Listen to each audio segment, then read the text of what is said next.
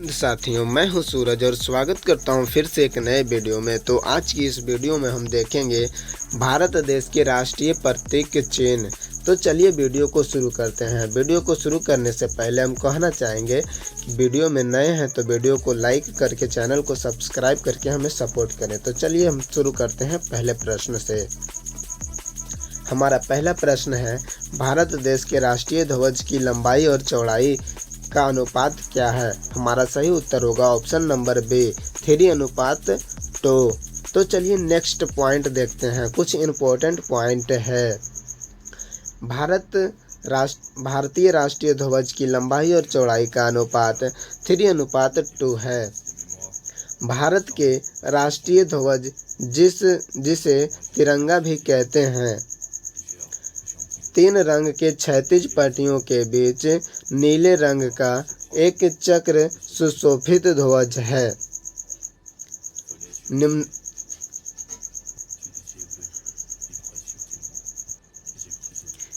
इसकी अभिकल्पना पिंगली वेंकैया ने की थी। तो चलिए नेक्स्ट प्रश्न देखते हैं। हमारा अगला प्रश्न है, भारत के राष्ट्रीय ध्वज की चौड़ाई और लंबाई का अनुपात क्या है? हमारा सही उत्तर होगा ऑप्शन नंबर बी 2:3। तो चलिए नेक्स्ट प्रश्न देखते हैं। हमारा अगला प्रश्न है, भारत के राष्ट्रीय ध्वज के मध्य में बने धर्म चक्र का रंग क्या है? हमारा सही उत्तर होगा ऑप्शन नंबर बी गहरा नीला। तो चलिए नेक्स्ट प्रश्न देखते हैं। कुछ इम्पोर्टेंट पॉइंट है इससे। तो देखिए, भारतीय राष्ट्रीय ध्वज की श्वेत पट्टियों के बीच एक चक्र है जिसका रंग गहरा नीला है और 24 तीलियां हैं। यह चक्र मौर्य सम्राट अशोक द्वारा सारनाथ में स्थापित सिंह शीर्ष स्तंभ में गिरी होती है। तो चलिए नेक्स्ट प्रश्न देखते हैं।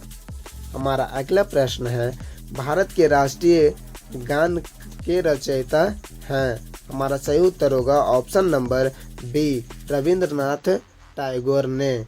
तो चलिए नेक्स्ट इम्पोर्टेंट पॉइंट देखते हैं। जन गण मन भारत का राष्ट्रीय गान है जो मूलतः बंगाली में गुरुदेव रविंद्रनाथ टैगोर द्वारा लिखा गया था, जिनका जन्म 7 मई 1861 कोलकाता में हुआ है। मृत्यु 7 अगस्त 1941 में हुआ है। ये एक बंगाली कवि, लघु कथक लेखक, गीतकार, नाटककार, निबंधकार और चित्रकार भी थे। तो चलिए नेक्स्ट पॉइंट देखते हैं। हमारा नेक्स्ट पॉइंट है, इसे पहली बार सार्वजनिक मंच पर 27 दिसंबर 1911 ईस्वी में गाया गया था। राष्ट्रीय गान को पहली बार कलकत्ता में भारतीय कांग्रेस के अधिवेशन में गाया गया था, लेकिन उस समय राष्ट्रीय गान घोषित नहीं किया गया था। कांग्रेस अधिवेशन में जन गण मन को रविंद्रनाथ टैगोर की भांजी सरला देवी चौधराइन ने गाई थी। तो चलिए नेक्स्ट प्रश्न देखते हैं। हमारा अगला प्रश्न है, भारत का राष्ट्रीय गान है? तो हमारा सही उत्तर होगा option number C Jana Gana मन। तो चलिए नेक्स्ट प्रश्न देखते हैं। हमारा अगला प्रश्न है, स्वतंत्र भारत के राष्ट्रीय ध्वज का डिजाइन निम्नलिखित में से किसने बनाया था? हमारा सही उत्तर होगा ऑप्शन नंबर डी पिंगली वेंकैया ने। तो चलिए नेक्स्ट पॉइंट देखते हैं। गांधी जी ने सबसे पहले 1921 में कांग्रेस के अपने झंडे की बात की थी। इस झंडे को पिंगली वेंकैया ने डिजाइन किया था। इसमें दो रंग थे, लाल हिंदुओं के लिए और हरा मुस्लिमों के लिए। बीच में एक चक्र था। तो चलिए नेक्स्ट प्रश्न देखते हैं। हमारा अगला प्रश्न है, भारत के राष्ट्रीय गान जन गण मन को संपूर्ण रूप से गाने में कितना समय लगता है? हमारा सही उत्तर होगा ऑप्शन नंबर बी, 52 सेकेंड। तो चलिए नेक्स्ट प्रश्न देखते हैं। हमारा अगला प्रश्न है, भारत का राष्ट्रीय गीत है। हमारा सही उत्तर होगा option number C, Vande Mataram. तो चलिए नेक्स्ट पॉइंट देखते हैं। हमारा अगला पॉइंट है, वंदे मातरम बंकिम चंद्र चट्टोपाध्याय द्वारा संस्कृत बांग्ला मिश्रित भाषा में रचित है। इस गीत का प्रकाशन सन 1882 में उनके उपन्यास आनंद मठ में अर्निहित गीत के रूप में हुआ था। इस उपन्यास में यह गीत भावानंद नाम के सन्यासी द्वारा गाया गया है। इसकी धनु यदुनाथ भ्राष्टाचार्य में बनाई थी। इस गीत को गाने में लगभग 65 सेकेंड यानी 1 मिनट 5 सेकेंड का समय लगता है। तो चलिए नेक्स्ट प्रश्न देखते हैं। हमारा अगला प्रश्न है,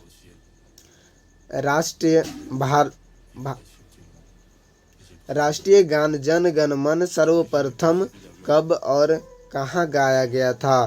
तो हमारा सही उत्तर होगा ऑप्शन नंबर ए, 1911 कोलकाता में। तो चलिए नेक्स्ट प्रश्न देखते हैं। हमारा अगला प्रश्न है, भारत के राष्ट्रीय गीत के रचयिता है। हमारा सही उत्तर होगा option number B, Bankim Chandra Chatterjee, जो कि पिछले क्वेश्चन में बताए हैं। तो चलिए नेक्स्ट प्रश्न है, भारत के राष्ट्रीय गीत का गाने के अवधि कितना है? हमारा सही उत्तर होगा ऑप्शन नंबर सी, 65 सेकेंड यानी 1 मिनट 5 सेकेंड लगता है। तो चलिए नेक्स्ट प्रश्न देखते हैं। भारत के राष्ट्रीय ध्वज के चक्र में कितने तीलियां होती है? हमारा सही उत्तर होगा ऑप्शन नंबर डी, 24 तीलियां। तो चलिए नेक्स्ट प्रश्न देखते हैं। शक संवत पर आधारित राष्ट्रीय पंचांग प्रथम मास होता है। हमारा सही उत्तर होगा ऑप्शन नंबर ए, चैत्र। तो चलिए नेक्स्ट प्रश्न देखते हैं।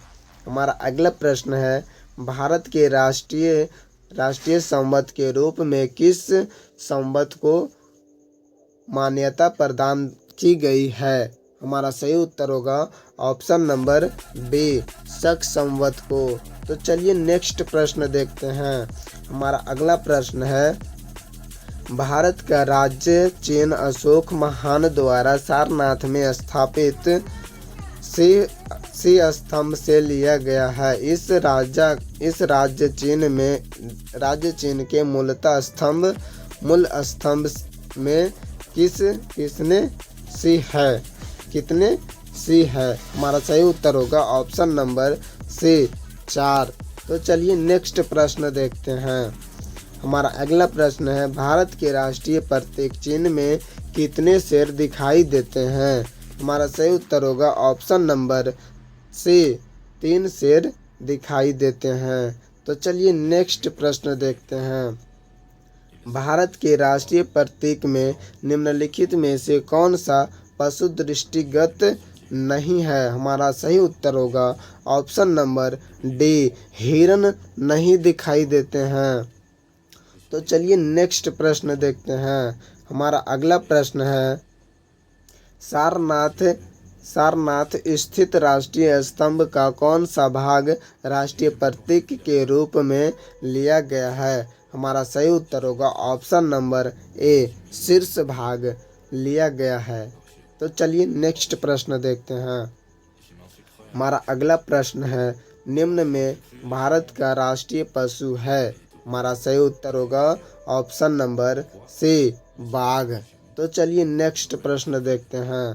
हमारा नेक्स्ट प्रश्न है, भारत का राष्ट्रीय पक्षी है। हमारा सही उत्तर होगा ऑप्शन नंबर ए, मयूर यानी कि मोर। तो चलिए नेक्स्ट प्रश्न देखते हैं।